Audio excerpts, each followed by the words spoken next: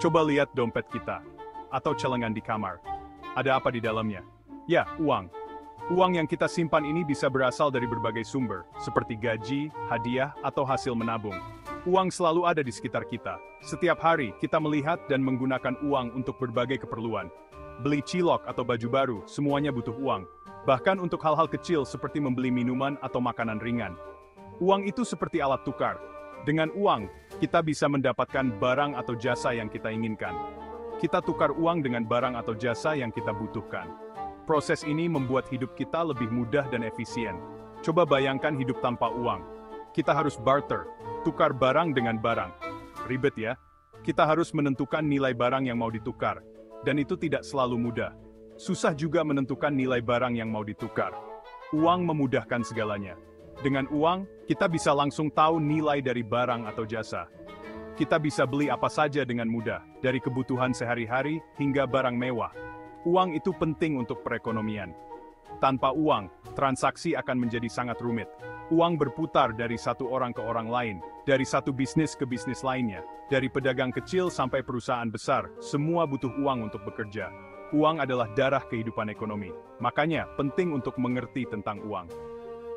Bagaimana cara mengelolanya dan bagaimana cara menggunakannya dengan bijak? Bagaimana ya perjalanan uang di Indonesia? Yuk, kita cari tahu. Dari masa ke masa, uang telah mengalami banyak perubahan. Sejarah uang di Indonesia panjang dan seru. Jauh sebelum Indonesia merdeka, nenek moyang kita sudah mengenal alat tukar. Bentuknya macam-macam, dari benda-benda alam sampai koin kuno. Perjalanan uang di Indonesia naik turun. Ada masa kerajaan dengan koin emasnya. Ada masa penjajahan dengan uang kertas yang dibuat paksa. Sampai akhirnya, Indonesia merdeka dan punya mata uang sendiri, rupiah. Lewat uang, kita bisa belajar sejarah bangsa. Kita bisa lihat bagaimana Indonesia berkembang dari dulu sampai sekarang. Cerita uang itu seperti cermin perjalanan bangsa Indonesia. Ayo kita dalami lagi. Zaman kerajaan dulu, sistem barter masih banyak di Indonesia. Orang-orang hidup dengan menukar barang yang mereka miliki dengan barang yang mereka butuhkan. Orang-orang menukar hasil bumi atau hewan ternak mereka dengan barang yang mereka butuhkan. Misalnya, seseorang bisa menukar beras dengan garam atau rempah-rempah. Tapi, sistem barter punya kekurangan. Tidak semua orang butuh barang yang kita tawarkan. Kadang, sulit menemukan orang yang mau menukar barang yang kita inginkan. Lambat laun, muncul alat tukar yang lebih praktis. Orang mulai mencari cara untuk mempermudah perdagangan. Benda-benda alam seperti beras, garam, atau rempah-rempah mulai dipakai sebagai alat tukar. Barang-barang ini memiliki nilai yang lebih stabil dan diterima oleh banyak orang. Benda-benda ini mudah dibawa dan nilainya tidak berubah-ubah. Ini membuat perdagangan menjadi lebih efisien dan adil.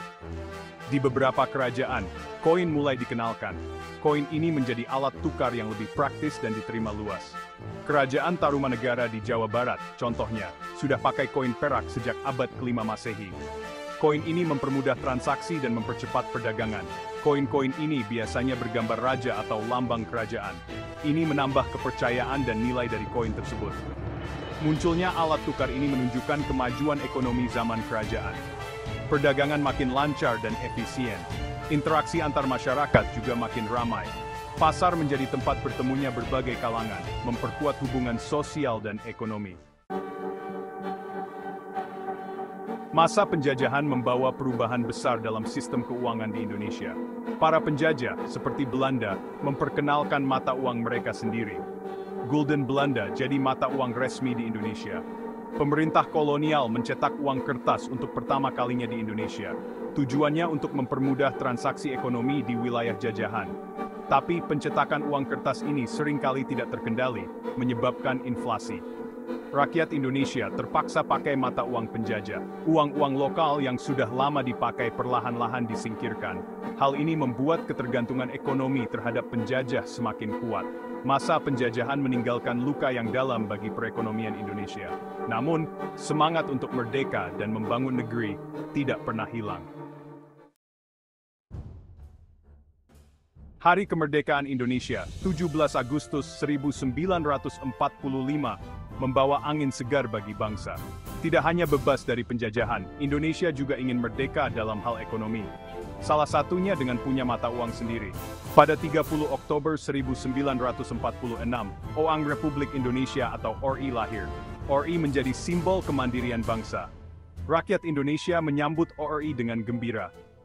Mereka ramai-ramai menukarkan uang peninggalan Jepang dengan ORI. ORI dicetak dengan berbagai gambar yang menunjukkan semangat perjuangan bangsa. Ada gambar pahlawan, pemandangan alam, sampai motif batik. ORI menjadi bukti nyata bahwa Indonesia sudah menjadi negara yang merdeka dan berdaulat. Perjalanan ORI tidak selalu mudah. Inflasi dan ekonomi yang tidak stabil setelah kemerdekaan membuat nilai ORI terus melemah. Pemerintah Indonesia terus berusaha untuk menstabilkan nilai mata uang. Pada tahun 1965, Indonesia melakukan redenominasi mata uang. ORI diganti dengan rupiah, dengan nilai tukar 1000 ORI sama dengan 1 rupiah. Redenominasi ini bertujuan untuk menyederhanakan sistem keuangan dan meningkatkan kepercayaan masyarakat terhadap mata uang. Rupiah menjadi simbol kedaulatan dan identitas bangsa Indonesia. Rupiah dipakai dalam setiap transaksi ekonomi di Indonesia. Menjaga nilai rupiah tetap stabil adalah tugas dan tanggung jawab kita bersama. Pernah lihat wajah-wajah yang ada di uang kertas dan koin rupiah? Mereka bukan orang sembarangan. Setiap wajah yang tercetak di uang kita memiliki cerita dan sejarah yang penting bagi bangsa Indonesia. Mereka adalah para pahlawan, tokoh penting, dan pemandangan indah yang mewakili Indonesia. Setiap lembar uang kertas dan koin membawa kita pada perjalanan sejarah dan budaya yang kaya. Ada gambar Irtur Soekarno dan Muhammad Hatta, proklamator kemerdekaan Indonesia, di uang kertas Rp100.000. Mereka adalah dua tokoh yang memproklamasikan kemerdekaan Indonesia pada tahun 1945.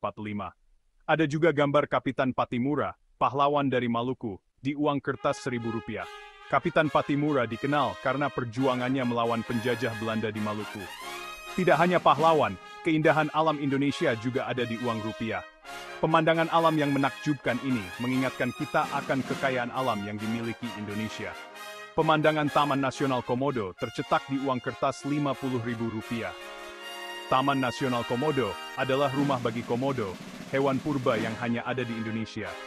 Ada juga gambar tari piring dari Sumatera Barat di uang kertas Rp5.000. Tari piring adalah tarian tradisional yang menggambarkan keindahan budaya Sumatera Barat. Lewat uang rupiah, kita bisa mengenal lebih dekat para pahlawan dan kekayaan budaya Indonesia. Setiap lembar uang adalah pengingat akan sejarah, budaya, dan keindahan alam yang kita miliki. Bank Indonesia atau BI adalah Bank Sentral Republik Indonesia. BI bertugas untuk menjaga nilai rupiah agar tetap stabil. Seperti nahkoda yang mengarahkan kapal, BI mengatur peredaran uang di Indonesia. BI punya wewenang untuk mencetak dan mengedarkan uang rupiah. BI juga menentukan suku bunga acuan yang mempengaruhi bank dan dunia usaha. Semua kebijakan BI bertujuan untuk menjaga stabilitas ekonomi dan nilai rupiah. Selain itu, BI juga bertugas untuk mengawasi perbankan di Indonesia. BI memastikan bahwa semua bank beroperasi dengan baik dan aman bagi nasabahnya.